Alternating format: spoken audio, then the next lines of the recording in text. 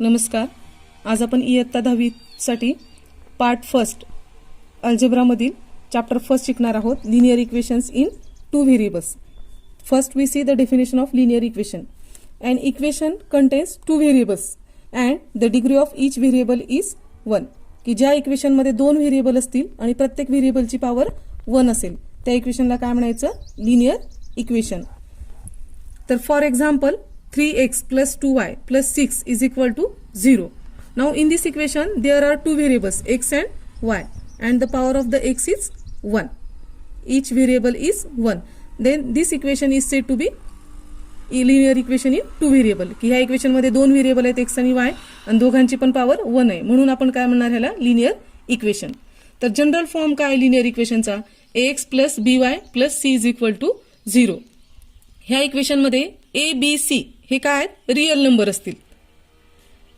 Real number म्हणजे काय? की पॉझिटिव्ह असतील, निगेटिव्ह असतील, रॅशनल नंबर असतील म्हणजे फ्रॅक्शन मध्ये असतील किंवा इरॅशनल नंबर्स असतील म्हणजे रूट मध्ये असतील, रूट 2 रूट 5 ह्या पद्धतीने. समजा अजून दुसरं आपण एक्झाम्पल घेतलं 5m minus 3n is equal to -1 is the linear equation in two variable. Now we see in this equation there are two variables m and n and the power of each variable is 1 means these are the two variables. Means this equation is said to be linear equation in two variable. ह्या equation मध्ये दोन variable आहेत m आणि n आणि दोघांची power किती आहे? 1 आहे. तर आपण याला काय म्हणतो? Linear equation in two variable. आणखीन एक एक्झाम्पल घेतलं समजा √2x minus √7y is equal to 3. तर ह्या इक्वेशन मध्ये बघा दोन व्हेरिएबल आहेत x आणि y आणि दोघांची पॉवर 1 आहे. मग ही लिनियर इक्वेशन आहेत का? लिनियर इक्वेशन मध्ये आहेत का? हो आहेत. फक्त यांचा कोइफिशियंट आहे √2 आणि √7. These are the coefficient of X and Y. फक्त आपल्याला काय पाहिजे की ते व्हेरिएबल 2 पाहिजे आणि त्या व्हेरिएबलचीच पॉवर फक्त 1 पाहिजे. कोइफिशियंट कोणतेही असतील तर चालतील. म्हणजे √2 आणि √7 हे काय? इरॅशनल नंबर्स आहेत. These are the irrational numbers. This equation is said to be linear equation. We take the another example. Suppose x minus 3y is equal to 0 is also linear equation in two variables. In this equation constant is absent म्हणजे c constant नाही 0 आहे तरी पण ह्याला काय म्हणता येईल? Linear equation. कारण या इक्वेशन मध्ये दोन व्हेरिएबल आहेत x आणि y आणि दोघांची पॉवर किती आहे? 1 आहे. आणखीन आपण एक एक्झाम्पल घेतलं 6 divided by x plus 8 divided by y is equal to 9. तर हे इक्वेशन बघा ह्या इक्वेशन मध्ये दोन व्हेरिएबल आहेत x आणि y पण ह्या इक्वेशनची पॉवर हे दोन्ही व्हेरिएबल डिनॉमिनेटर मध्ये आहेत. यांची पॉवर आहे 1 पण आपण यांना न्यूमरेटर मध्ये कन्वर्ट केलं तर 6 take x in numerator then its power becomes negative means -1 plus 8 take y in numerator then the power of y becomes -1 is equal to 9. तर ह्या इक्वेशन मध्ये बघा x ची पॉवर किती आहे? -1 आणि y ची पण पॉवर किती आहे? -1. ह्या इक्वेशन मध्ये दोन व्हेरिएबल आहेत पण पॉवर +1 आहे का? नाहीये. तर this is not a linear equation. Not a linear equation. हे काय? लिनियर इक्वेशन नाहीये. दोन व्हेरिएबल आहेत पण त्यांची पॉवर -1 आहे म्हणून हे काय? लिनियर इक्वेशन नाही. आणखीन एखादं एक्झाम्पल घेतलं आपण 4x² minus y is equal to 10. Now in this equation there are two variables but power of x is 2 and the power of y is 1. की ह्या इक्वेशन मध्ये दोन व्हेरिएबल आहेत x आणि y पण x ची पॉवर 2 आहे. 1 आहे का? नाहीये. y ची जरी पॉवर 1 असेल पण x ची पॉवर 2 आहे ग्रेटर दॅन 1 आहे म्हणजे +1 नाही म्हणून हे पण काय? की लिनियर इक्वेशन नाहीये म्हणजे is not a linear equation.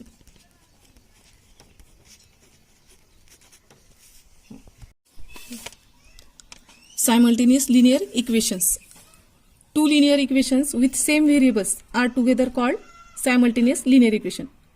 की दोन लिनियर इक्वेशन्स असतील आणि दोन्हीमध्ये सेमच व्हेरिएबल असतील तर त्याला काय म्हणायचं? Simultaneous linear equation.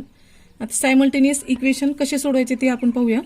की फॉर एक्झाम्पल सायमल्टेनियस इक्वेशन घेतली मी 4x minus Y is equal to -1 आणि सेकंड इक्वेशन घेतलं 6x minus 5y is equal to 9.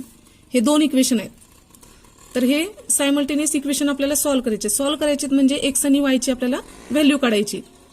तर एक्स आणि वाय ची व्हॅल्यू काढण्यासाठी आपल्याला सुरुवातीला एक्स च्या टर्म पाहिजे वाय वायच्या किंवा वाय वाय म्हणजे एक्सच्या खाली एक्सची टर्म पाहिजे वायच्या खाली वायची टर्म पाहिजे आणि कॉन्स्टंट राईट हँड साईडला पाहिजे. तर आपलं ऑलरेडी तसेच आहेत इक्वेशन मी घेतलेले आहेत. तर आता इक्वेशन सॉल्व्ह करताना आपल्याला काय करावं लागेल की एक्स आणि वायची व्हॅल्यू काढताना दोन्हीपैकी एक व्हेरिएबलचा कोइफिशियंट सारखा करून 0 करावा लागेल. तर इथं अगोदर पाहूया इक्वेशनमध्ये दोन्हीपैकी कोणत्या व्हेरिएबलचा कोइफिशियंट सारखा आहे का. नाही, इथे एक्सचा कोइफिशियंट पण वेगवेगळे आहेत आणि वायचे कोइफिशियंट पण वेगवेगळे आहेत. तर आपण काय करू की दोन्हीपैकी एक्स किंवा वायचे कोइफिशियंट सारखे करून घेऊया. तर कोणतेही आपण करू शकतो, एक्सचे करू शकतो किंवा वायचे.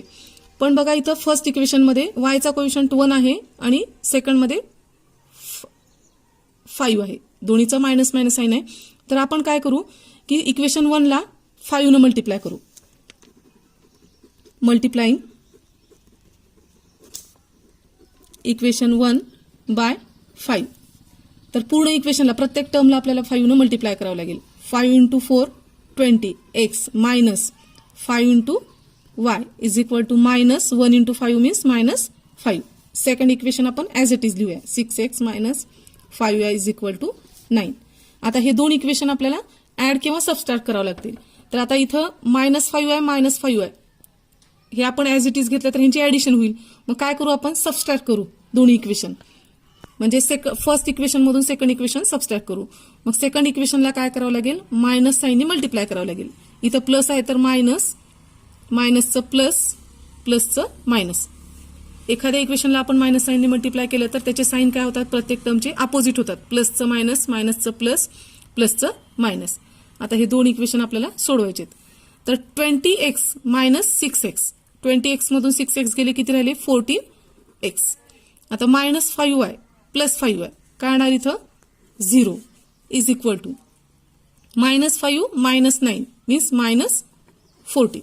तर आपल्याला इक्वेशन काय मिळालं 14x is equal to minus 14. तर आपल्याला x ची किंमत काढायची. तर x हा आपल्याला 14 काय इथं मल्टिप्लाय आपल्याला नकोय राईट हँड साईडला घ्यावं लागेल. तर मल्टिप्लाय असेल तर राईट हँड साईडला गेल्यानंतर काय होणार 14 डिवाइडला होणार.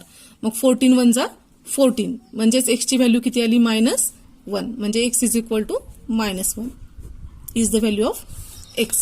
नंतर आपल्याला काय करायची y ची व्हॅल्यू काढायची. तर y ची पण व्हॅल्यू काढताना आपण ह्याच पद्धतीने करू शकतो की x चे कोइफिशियंट सारखे करायचे, x ला 0 करायचं आणि y ची किंमत काढायची. पण त्यापेक्षा आपण दुसरी पण सोपी मेथड यूज करू शकतो की काय करायचंय की x ची value put x is equal to -1 in first और सेकंड इक्वेशन दोन्हीपैकी कोणत्याही इक्वेशन मध्ये ठेवा एका इक्वेशन मध्ये. तर मी काय करते तर फर्स्ट इक्वेशन मध्ये ही व्हॅल्यू ठेवते म्हणजेच इन इक्वेशन 1 म्हणजे ह्याला आपण 1 नाव देऊ आणि सेकंड इक्वेशन. तर इक्वेशन 1 मध्ये काय करणार मी x ची व्हॅल्यू ठेवली. तर इक्वेशन 1 काय 4x minus y is equal to -1 सुरुवातीला आपण लिहून घेऊ. आता जिथे x आहे तिथं काय ठेवणार आपण -1 म्हणजे 4 into -1 minus y is equal to -1 4 into -1 -4 minus y is equal to -1. तर आपल्याला y ची व्हॅल्यू काढायची. ही -4 आहे ह्याला राईट साईडला घेऊ आपण. -y इज इक्वल टू -1 हे -4 इकडे गेल्यानंतर काय होणार +4 -1 + 4 मीन्स +3. आपल्याला इथं -y ची व्हॅल्यू माहिती पण आपल्याला फक्त y पाहिजे. मग आपण काय करू multiplying throughout by minus sign. पूर्ण इक्वेशनला आपण मायनसनं मल्टिप्लाय केल्यानंतर y काय होणार पॉझिटिव्ह होणार आणि 3 काय होणार निगेटिव्ह होणार. म्हणजेच याचा अर्थ y ची व्हॅल्यू किती मिळाली आपल्याला -3. तर याचा अर्थ आपल्याला x is equal to value मिळाली -1 आणि y इज इक्वल टू मिळालं -3. तर हे सोल्युशन आहे. आता ही आपल्याला आलेला आन्सर बरोबर आहे की नाही हे आपण चेक करू शकतो. काय करावं लागेल आपल्याला की हे दोन्ही आलेल्या व्हॅल्यू x आणि y ची व्हॅल्यू दिलेल्या दोन्ही पैकी कोणत्याही इक्वेशन मध्ये आपण ठेवू शकतो. समजा आपण इक्वेशन इथं दिलेले 2 हे फर्स्ट आणि सेकंड दोन्हीपैकी कुठल्या इक्वेशन मध्ये ठेवू किंवा आपण सेकंड इक्वेशन मध्ये ठेवू. तर सेकंड इक्वेशन काय आपलं 6x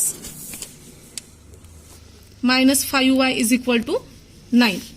तर आपण LHS घेऊया 6x मायनस 5y इथं आपल्याला काय करावं लागेल, एक्स आणि वायची व्हॅल्यू ठेवली आपण. 6 इंटू एक्सची व्हॅल्यू आली -1 मायनस 5 इंटू वायची व्हॅल्यू आली -3. तर is equal to 6 into -1 -6 minus into minus plus 5 into 3 5 3 जा 15. तर प्लस 15 मायनस 6 किती येणार, +9 and is the RHS of the given equation. तर LHS is equal to RHS आली. ह्या पद्धतीने जर आलं तर आपण म्हणणार की आपला आन्सर बरोबर आहे.